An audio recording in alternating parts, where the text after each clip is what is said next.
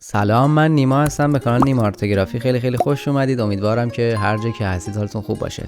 خیلی خوب، همونجوری که ازم خواسته بودید و منم بهتون قول داده بودم، گشتم توی آرشیوم اون ساند افکت هایی که خودم استفاده میکنم و دسته‌بندی کردم، فولدر بندیشون کردم، همه رو با هم دیگه آپلود کردم توی سایتم که لینکش رو براتون توی قسمت دیسکریپشن میذارم و میتونید برید اونجا دانلود کنید و توی کاراتون از این ساند افکت ها استفاده کنید. مواظب خودتون باشید. دم همتون گرم. خداحافظ همگی.